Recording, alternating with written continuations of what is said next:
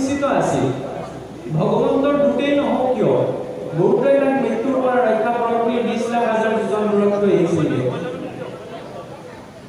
কিন্তু মৃত্যু তেওঁ সলাব পৰা নাছিল গতিকে আপোনাৰ মোৰ জীৱনত এই যে দিন বাগৰি বাগৰি গৈ আছে প্ৰকৃততে কলৈ গৈ আছে সেইকাৰণে মহাৰাজ পৰীক্ষিতে যেতিয়া অভিশাপ পাইছিল তেওঁ সুখদেৱক এই কথাটো বুজা নাছিল প্ৰভু মই মৰিবলৈ এতিয়া গৈ আছো মই কি কৰিলে উচিত হ'ব কোৱা ৰজা পৰীক্ষিতে কি বুলি সুধিছিল প্ৰভু মোৰ দৰে মৃত্যু অভিমুখী যিসকল লোক আছে সেই লোকসকলে সংসাৰত কেনেকৈ জীৱন ধাৰণ কৰিব সেই বিষয়ে আপুনি মোক কওক এতিয়া আপুনি ময়ো শুনিবলৈ বেয়া হ'লেও আপুনি মই মৃত্যু অভিমুখী নহয় মৃত্যুলৈ আগবাঢ়ি বাঢ়ি গৈ আছো আৰু এই সময়ছোৱাত আমি যেনে ধৰণৰ চিন্তা মনলৈ ৰাখিছো যেনে ধৰণৰ আলাপ আলোচনাৰ মাজত নিজকে আবদ্ধ ৰাখিছো অন্তিম সময়ত সেইবোৰ মনলৈ আহিব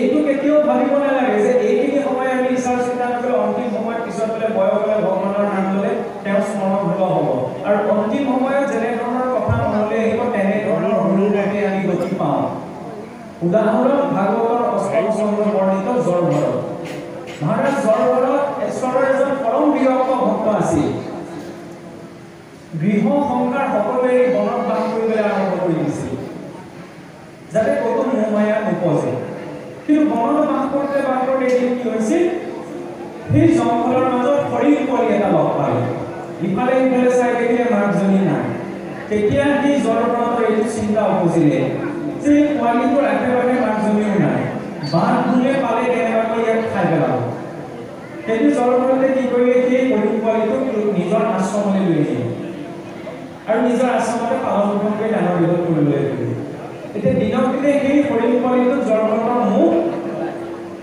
আবিষ্ট হৈ গৈ থাকিল আৰু যেতিয়া জীৱনৰ অন্তিম সময় উপস্থিত হ'লে অন্তিম সময়টো কি হ'ল সেই জৰভৰতে এটা কথা চিন্তা কৰিলে হৰি লাগিলে যে মই যেতিয়া গুচি যাম তেতিয়া হৰিণ পোৱালিটো কি হ'ব যদিও তেওঁ বিৰক্ত আছিল ঘৰ সংসাৰ পুত্ৰ ভাইজাৰ তেওঁ কোনো নাই কিন্তু সামান্য কথা এটা তেওঁ শ্লিপ কাটি গ'ল তেওঁ সেই হৰিণ পোৱালিটো মোহগ্ৰস্ত হ'ল আৰু সেইকাৰণে তেওঁ পুনৰ হৰিণ হৈ জন্ম ল'ব লগা হ'ল তেতিয়া আমি যদি কেৱল বিষয়ৰ নিমিত্তে চিন্তা কৰি আছো অন্তিম সময়ত ভগৱন্তৰ স্মৰণ সুলভ হ'বনে কেতিয়াও নহয় আমি যদি পুণ্য কৰ্ম আচৰণ কৰোঁ তেতিয়া পুণ্য কৰ্ম আচৰণ কৰি ব্ৰহ্মা পদত অধিষ্ঠিত হ'ব পাৰোঁ মনুষ্যৰ এই কেপাচিটি আছে যে বহু ধৰ্ম কৰ্ম আচৰণ কৰি তেওঁ গৈ পেলাই ব্ৰহ্মাৰ আসনত অধিষ্ঠিত হ'বগৈ পাৰে কিন্তু সংসাৰ আটাইতকৈ টান কামটো কি সংকটৰ সময়ত অন্তিম সময়ত ভগৱন্তক মনত পেলোৱাটো চাবচোন উজুতিটো খাওঁতে কুটাটো হ'লে মুখৰ পৰা কি ওলায়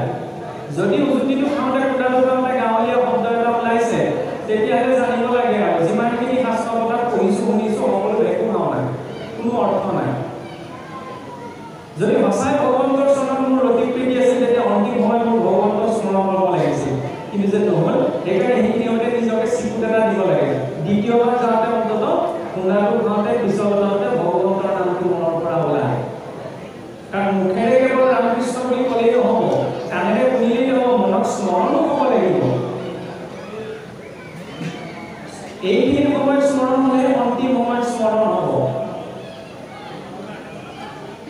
অকণমান উদাহৰণ এটা দিওঁ অসন্তোষ নকৰিব যে এজন ব্যক্তি বাস্তৱিক উদাহৰণ যে এজন ব্যক্তি জীৱনৰ প্ৰথম যোৱা বয়স হৈছে আৰক্ষী কৰ্মৰত হৈ আছিল আৰক্ষী কৰ্মৰত হৈ থকাৰ পিছত যেতিয়া অৱসৰ লৈ আহি গাঁওখনত মানে কি হৈছিল গাঁৱত ধৰি লওক চলা ফুৰা কৰিবলৈ ভকতৰ সংখ্যা কমিছিল তেতিয়া তেওঁ অৱসৰ লৈ অহাৰ পাছত গাঁৱৰ ৰাইজে কি কৰিলে ঠিকাৰে বুজাই এখন ভোজন দি তেওঁ গাঁৱৰ নামতি পাতি কৰিব পৰা নিয়োগ কৰি ল'লে আৰু তেওঁ নিষ্ঠা সহকাৰে এইখিনি পালন কৰি গ'ল এতিয়া নাম পাঠ কৰে বুলি তেওঁ মাছ মাংস এইবিলাক খোৱা সকলো এৰি দিলে তেনেদৰে তেওঁ 26 বছৰ দিন সমাজখন চলালে 26 বছৰ দিন যোৱাৰ পিছত লাহে লাহে যেতিয়া বয়স বৃদ্ধ হৈ আহিল তেওঁ নৰিয়াত কৰিলে নৰিয়াত কৰোঁতে কি হ'ল তেওঁ প্ৰায় 3 দিনমান বহু কষ্টত মানে সেইকেইটা দিন পাৰ কৰিবলগীয়া হ'ল আৰু আমাৰ গাঁৱলীয়া সমাজত এইটো ধৰি লওক চিন্তা আছে এইটো দৰ্শন আছে যেতিয়া কোনো এজন ব্যক্তি নৰিয়াত কৰি থাকে তেতিয়া ঈশ্বৰ মিত্ৰ কুটুম্ব বা পৰিয়ালৰ লোকসকলে তেওঁৰ কিবা ইচ্ছা আছে নেকি সোধে কাৰণ এইটো চিন্তা কৰা হ'লে কিজানি ইচ্ছা এটা আছে কাৰণে তেওঁ জীৱনটো যোৱা নাই আৰু যেতিয়া এই নৰিয়াত পৰি থকা লোকজনক গাঁৱৰে 2-3জন ভক্ত মাতি আনি পেলাই ভাগৱত পাঠ আয়োজন কৰা হয়। তেওঁলোকে ভাগৱত পঢ়ি আছে। লৰাই তেতিয়া বাপেকক শুনিছে যে দেউতা আপোনাৰ কিবা মনত কিবা আছে নি, মনত কিবা আশা থাকি গৈছে নি, আপুনি কওকচোন, কাৰণ আজি 3 দিন ইমান কষ্ট ভুগি আছে। তেতিয়া সেই নৰিয়াত পৰি থকা দেউতাকে কি বুলি ক'লে গম পায়? বোপাই মোৰ ছাগলীৰ মঙহৰ জোল অকণমান খাবলৈ মন কৰিছে। আজি তেওঁ এটা জীৱন পাৰ কৰি আহি 26 বছৰ কাল মাছ মাংস ত্যাগ কৰি পেলাই সমাজৰ কৰ্ম কৰি নৰিয়াত পৰি আছে, ওচৰতে ভাগৱত পঢ়ি আছে। তেতিয়া কি কাৰণে তেওঁ মুখৰ পৰা এই কথাটো ওলাল যে মোৰ ছাগলীৰ মঙহৰ জোল অকণমান খাবলৈ মন কৰিছে? প্ৰথমতে এইকাৰণেই টানি অনা হৈছে যে মই কেৱল এৰিয়েই নহ'ব, মোৰ মনটোৱে কি চিন্তা কৰি আছে। মই ঠিক আছে এৰিছোঁ, কিন্তু কেতিয়াবা আকৌ গোন্ধ পালে বোলে খাবলৈ মন যায়। তেতিয়া সেয়া কি কোৱা হৈছে? ইন্দ্ৰিয়াৰ্থ বিমূঢ়াত্মা মিথ্যাচাৰ উচ্যতে। ইন্দ্ৰিয়ৰ অৰ্থে আচৰণ কৰা সেয়া মিথ্যাচাৰ। মই মুখেৰে এৰিছোঁ, কিন্তু মনেৰে এৰিব পৰা নাই। আৰু মনত যদি চলি আছে অন্তিম সময়ত সেইটোৱেই ওলাব। আৰু তেতিয়াহ'লে অন্তিম সময়ত যদি তেনেধৰণৰ চিন্তা চৰ্চা কৰি আমি হৰি এৰিবলৈ হওঁ, তেতিয়াহ'লে আমি ভাল গতি নাপাওঁ। এতিয়া চাবচোন দুৰ্গা পূজা আহিছে, দুৰ্গা পূজা অহাৰ লগে লগে আমি ক'ৰবাত বজাৰ কৰিবলৈ গ'লে, বিহু অহাৰ লগে লগে বজাৰ কৰিবলৈ গৈ অফাৰ বিচাৰি চাওঁ, এই বস্তুটো কিমান অফাৰ আছে। বস্তুবিলাক কমকৈ পাওঁ। এতিয়া মৰাৰ পাছত মানুহৰ কাৰণে জমনগৰৰ পৰা অফাৰ এটা আহে। সেই অফাৰটো হৈছে কি? যাতনা হয়। বাঘ, সিংহ, গৰু, ছাগলী এইবিলাকে যেতিয়া মৃত হয়, সিহঁতে ঊৰ্ধ্বদৈহিক যাত্ৰা কৰিব নালাগে, মানে ঊৰ্ধ্ব লোকলৈ যাত্ৰা কৰিব নালাগে। কিন্তু মনুষ্যৰ যেতিয়া মৃত্যু হয়, কাৰণ মনুষ্য শৰীৰত পাপ পুণ্য আছে, অন্য জীৱৰ শৰীৰত পাপ পুণ্য নাই। সেইকাৰণে এই শৰীৰটো কি কৰে? দাহ সংস্কাৰ কৰি দিয়া হয়। আৰু দাহ সংস্কাৰৰ পাছতে আমাৰ যে 10 দিনত 10 পিণ্ড আচৰণ কৰা হয়। কিছুসকলে কয় বোলে মৰা গৰুৱে গাখীৰকণ নিদিয়ে, বোলে মৰা মানুহটোৱে আকৌ কেনেকৈ পিণ্ড খাবলৈ আহিব। এইটো হৈছে মুখ্য সিদ্ধান্ত। কাৰণ মানুহ মৰিলে আমি গৰু ছাগলী মৰাৰ লগত তুলনা কৰিব নোৱাৰোঁ। 10 দিনত 10 পিণ্ড কিয় দিয়া হয়? কাৰণ তেওঁ ঊৰ্ধ্বদৈহিক যাত্ৰা কৰিবলৈ এটা সূক্ষ্ম শৰীৰৰ প্ৰয়োজন হয়। 10 দিনত পুত্ৰই প্ৰদান কৰা 10 পিণ্ড সেই জীৱৰ সূক্ষ্ম শৰীৰটো নিৰ্মাণ হয়। প্ৰথম দিনা পিণ্ডদানত মস্তক অংশ, দ্বিতীয় দিনা পিণ্ডদানত গ্ৰীবা অংশ, তৃতীয় দিনা পিণ্ডদানত বক্ষ অংশ। তেনেদৰে 10 দিনত 10টি অংগৰ ৰূপত সেই সূক্ষ্ম শৰীৰটো নিৰ্মাণ হয়। আৰু সেই সূক্ষ্ম শৰীৰটোলৈ জীৱই ঊৰ্ধ্বলোকৰ যাত্ৰা কৰিব লগা হয়। আৰু সেই যাত্ৰা কৰোঁতে যিটো শৰীৰ পায় সেইটো কি কোৱা হয়? যাতনা শৰীৰ। এই জীৱনত আমি যিবিলাক কৰ্ম কৰিছোঁ, সেইবিলাক কৰ্মক আমি জমনগৰত যেনেদৰে আমি চাবচোন, ধুতিখনত যদি এনেকৈ দাগ এটা লাগে, আমি ঘৰত খচি খচি ধুওঁনে? ঠিক তেনেদৰে পাপৰ জৰিয়তে এই জীৱনটোত আমাৰ যিবিলাক চেকা লাগে, জমৰাজে এইবিলাক খচি খচি ধুৱে। সেই যাতনা শৰীৰটো মাৰি পেলাই কিন্তু মৃত হৈ নাযায়। সি সেই কষ্টখিনি ভুগি থাকিব লগা হয়। তাৰপিছত হোৱাৰ পাছত নিজৰ কৰ্ম অনুসাৰে আকৌ এইখন সংসাৰে আহিব লগা হয়। সেইকাৰণে আধ্যাত্মিক মাৰ্গত, ভাগৱতৰ মাৰ্গত মহাপুৰুষে যিটো ব্যৱস্থা দিলে, সেই ব্যৱস্থাটো কি?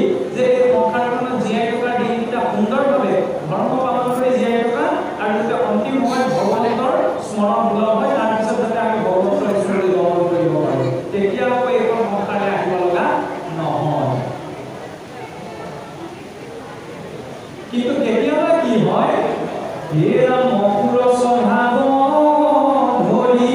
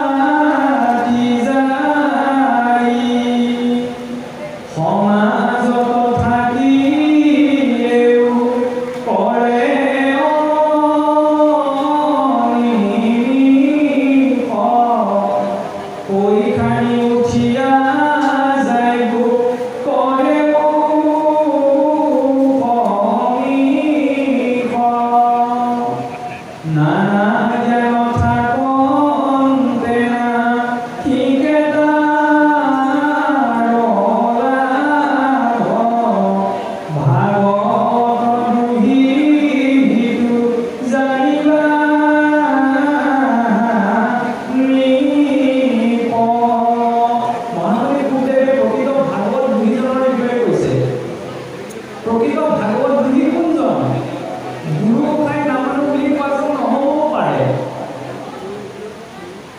প্ৰকৃত ভাগৱত বুদ্ধি সেইজন যে অকুল স্বভাৱ ধৰি কতো পাপী নৰ মোৰ কথা সবলে কিঞ্চিতো নাই ভগৱন্তৰ কথা শুনিবলৈ যিজনৰ অলপমানো ইচ্ছা নাই সেইজন হৈছে ভাগৱত বুদ্ধি বোলে কেনেকৈ মোৰ কথা সবলে কিঞ্চিতো শ্ৰদ্ধা নাই আনে কহিলেও তাৰ কৰ্ণ ফাটি যায় সেইকাৰণে চাবচোন ডাঙৰ ডাঙৰকে ভাগৱত পঢ়ি আছে তালে মোৰ কাণখন কমকে যাব পাৰে ওচৰতে বুজলে কুচুক ফাঁচাকে কি পাতিছে তালে কাণখন কমকে যায় নহয় কেতিয়াবা দেখা পাওঁচোন এই যে আমাৰ ভাদ মাহত নামঘৰে কাম